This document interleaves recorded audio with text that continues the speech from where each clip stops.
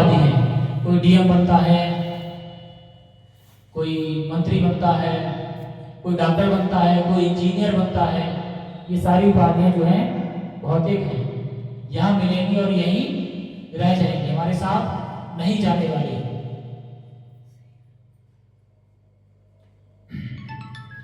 लेकिन जब हम जीवन में भक्ति प्राप्त करते हैं शुद्ध वैष्णव गुरु की शरणागति में, तो भक्ति ही हमारे साथ जाने वाली है, नाम जप ही हमारे साथ जाने वाला है, उसी से हमारा कल्याण होगा।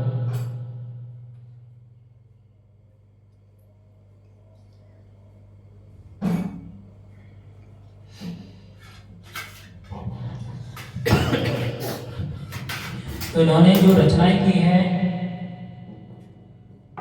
क्योंकि हर एक भक्त जो है भगवान की सेवा में कुछ न कुछ अपना सहयोग देते ही देते हैं। हमें गुरु के आदेश से प्रचार करने का आदेश मिला है, तो हम प्रचार कर रहे हैं भगवान के नाम का। उनके गुरु ने जो आदेश दिया उस आदेश के हिसाब से उन्होंने कार्य किया। तो गुरु के आदेशानुसार उन्होंने चैतन्य महाप्रभु की सेवा में ग्रंथों की रचना की। इसका नाम रखा चैतन्य मंगल। चैतन्य मंगल में क्या है, महाप्रभु की बाल लीलाएं जो हैं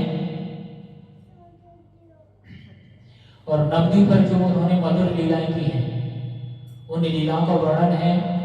उसके बाद उन्होंने भक्तों के साथ किस प्रकार से करुणा दिखाई, उसका वर्णन है। अर्थात चैतन्य महाप्रभु ने जीवन में जो लीलाएं की और जो भक्ति करना सिखाया, उसी का वर्णन उनके ग्रंथों में मिलता है।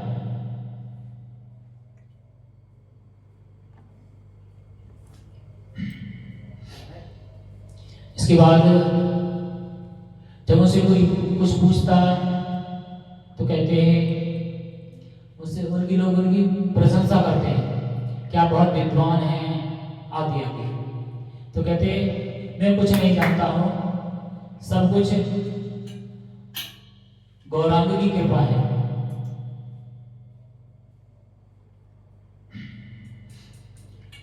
इस पॉइंट से हमें शिक्षा मिलती है, अगर हम भक्त हैं तो हमारे अंदर अहंकार नहीं होना चाहिए।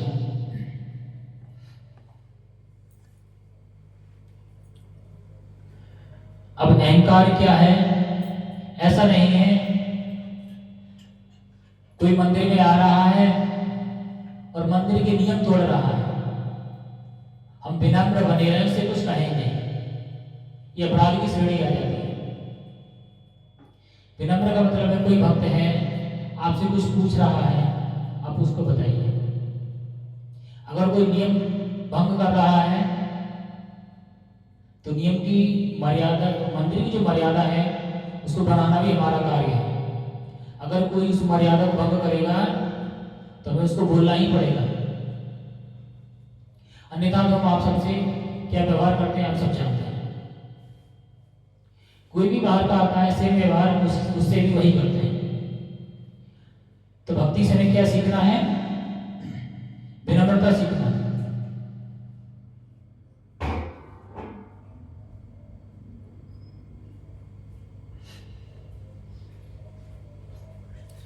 चौथा पॉइंट है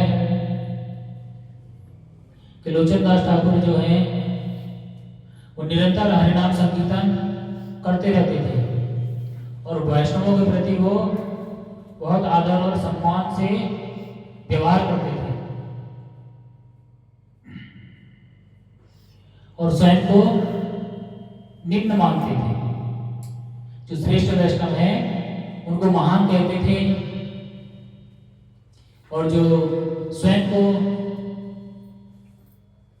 कहते थे मैं बहुत तुच्छ इंसान हूं, मैं भक्त वगैरह कुछ नहीं है, और पूरा तन से मन से और धन से प्रचार में लगे रहते थे।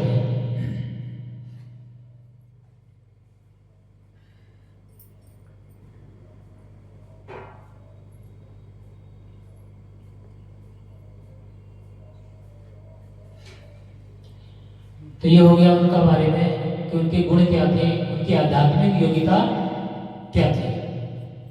भौतिक योग्यता ज़्यादा उसका कोई अर्थ नहीं होता। जो आध्यात्मिक योग्यता है वही हमारे काम आती है, इस लोक में भी और ये लोग छोड़ने के बाद भी। तो हम लोग क्या सोचते हैं,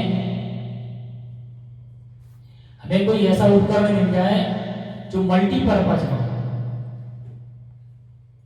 तो भक्ति एक ऐसा उपकरण है, एक ऐसा साधन है जो मल्टीपर्पज है। यहां भी हमारे काम आएगा और इस भौतिक जगत से जाने के बाद भी काम आएगा।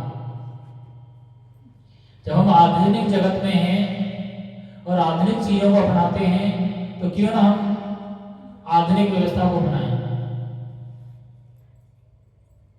तो उस आधुनिक व्यवस्था में भक्ति भी हमारे काम आने वाली है।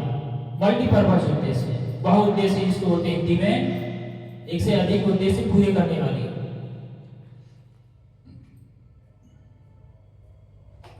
तो जो लोचनदास ठाकुर हैं उनका जन्म जो है, जो चैतन्य महाप्रभु हैं उनके जन्म के 34 साल बाद हुआ था। और छोटी सी उम्र में उन्होंने जो चैतन्य महाप्रभु हैं उनके प्रति भक्ति दिखाई और बाद में उन्होंने जो है महाप्रभु के साथियों में से जो एक उनके शिष्य थे नरहरि ठाकुर, उनसे दीक्षा ग्रहण की। जो उनके गुरु महाराज थे नरहरि ठाकुर, उन्होंने उन्हें कीर्तन की कला का विशेष प्रशिक्षण दिया, अर्थात उन्हें कीर्तन की कला सिखाई और उनका मार्गदर्शन किया। वे अपने गुरु के निर्देशों का पालन करते हुए श्रीखंड में रहने लगे। श्रीखंड एक स्थान है, वहां पर वो निवास करने लगे और चैतन्य महाप्रभु की जीवनी यानी उनके जीवन की जो कथा है उसको उन्होंने लिपिबद्ध किया,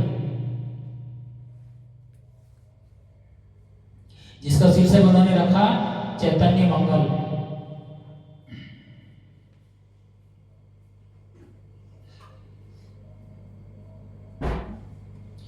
और इसका आधार क्या है? जो चैतन्य मंगल नामक जो ग्रंथ लिखा वो एक भक्त हुए हैं मुरारी गुप्ता। उन्होंने उनके जीवन पर संकलित कुछ पॉइंट लिखे थे।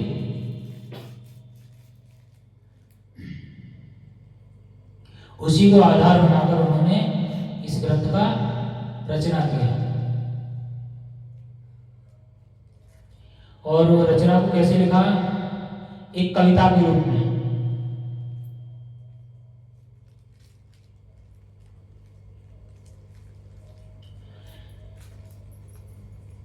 जिसमें ऐसी लीलाएं शामिल हैं जिनका उल्लेख जो और रचनाकार हैं वृंदावन दास उन्होंने नहीं किया। यानी उन्होंने कुछ रचनाएं की, वो विशेष प्रकार की रचना थी। और जो चैतन्य महाप्रभु के चिर सहयोगी हैं नित्यानंद महाप्रभु अर्थात बलराम जी, अर्थात लक्ष्मण जी, अर्थात अनंत शेष,